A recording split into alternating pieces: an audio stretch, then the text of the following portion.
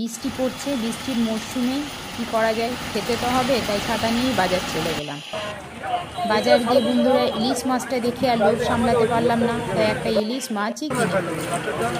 এই ইলিশ মাছটা আমি নিয়েছি, এর কাছ থেকে আমি পিস নিয়ে নিলাম। এটা কেটে দেয় খুব সুন্দর করে, একটু ধারালো গতি তো, ঘরে এসে ভালো করে পিস করানো যায় না।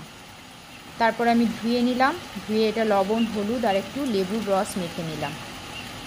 এবার আমি সর্ষের তেলে রান্না করব। বৃষ্টি তো বাইরে পড়েই যাচ্ছে বন্ধুরা। বেগুন দেব, বেগুনটাও নিয়ে নিয়েছি, বেগুনটা এইভাবে আমি কেটে নিয়েছি। আর যে সর্ষে, পোস্ত, কাঁচা লঙ্কা, এটা আমি বেটে নেব। এটা আমি শিলে বাটবো, এটা মিক্সিতে ভালো বাটা যায় না, তাই আমি এটা শিলেই বেটে নিয়েছি ঠিক এইভাবে। কড়াইটা ভালো করে গরম করে এটা সর্ষের তেল দিয়ে দিলাম। ইলিশ মাছে বেশি তেল লাগে না, অল্প তেলেই রান্না হয়ে যাবে। ইলিশ মাছ ভাজারও দরকার হয় না, কিন্তু আমি একটু এপিট উপিট করে নেব, অল্প একটুখানি সাঁতলে নেব জাস্ট। কড়াইটা ভালো করে গরম করে কিন্তু দিতে হবে, না হলে ভেঙে যেতে পারে।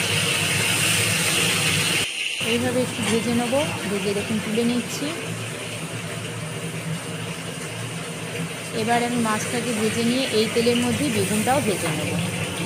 দেখুন বন্ধুরা, আমি বেশি ভাজিনি, অল্প ভেজেছি, কিন্তু একদম বেশি ভাজা যাবে না, বেশি ভাজলে ঝোলের সঙ্গে এটা ভালো লাগবে না। বেগুনটা এর মধ্যেই নুন হলুদ আছে, তাই আমি এর মধ্যেই মেখে নিলাম। মেখে নিয়ে বেগুনটা আমি তেলের মধ্যেই এখন ভেজে নেব। তারপরে একটু কালো জিরে দিয়ে দিলাম, যেহেতু আমি তেল ঝোল বানাবো তার জন্য একটু পেঁয়াজ, টমেটো, কাঁচা লঙ্কা আমি দিয়ে দিলাম। পেঁয়াজ টমেটো না দিলেও হয়। পরিমাণ মতো লবণ আর হলুদ দিয়ে দিলাম, আর একটুখানি টেস্টের ব্যালেন্সের জন্য চিনি দিয়ে দিলাম। সর্ষে পোস্ত বাটাটা আমি দিয়ে দিলাম। সব থেকে গুরুত্বপূর্ণ জিনিস কি জানো? জল দেবো। জল দেওয়ার আগে এই যে ইলিশ মাছ ভেজেছি, তার যে হলুদ, এর মধ্যে তেল আছে আর এর গন্ধটাও আছে, টানটাও আছে, তাই এটা আমি কিছুতেই ফেলবো না। সেই বুঝে কিন্তু নুন দিতে হবে। নুন যদি বেশি দিয়ে ফেলেছে, এটার মধ্যে নুন আছে, তাহলে খাওয়া পুরো যাবে, নুন ইলিশ হয়ে যাবে।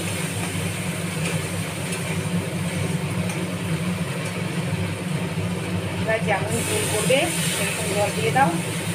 মাছ সর্ষে দিয়ে বেগুন দিয়ে ঝোল, ব্যাস আমার রান্না রেডি।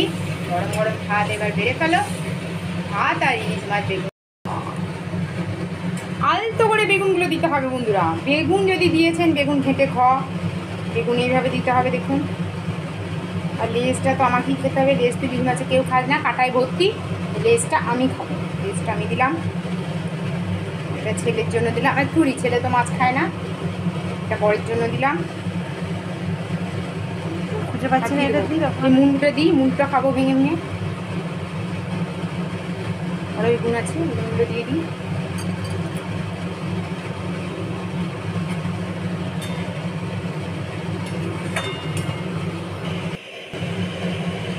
ঠিক এরকম হয়েছে ঝোলটা, একটু গ্যাসটা কমিয়ে হতে দিতে হবে। তারপরে আমি নামিয়ে নিলাম। ইলিশ মাছের তেল ঝোল আমার রেডি, গরম গরম ভাতের সাথে জাস্ট জমে যাবে। আসুন, আমার বাড়িতে সবার ইলিশ মাছ আর ভাতের নিমন্ত্রণ দুপুরবেলা।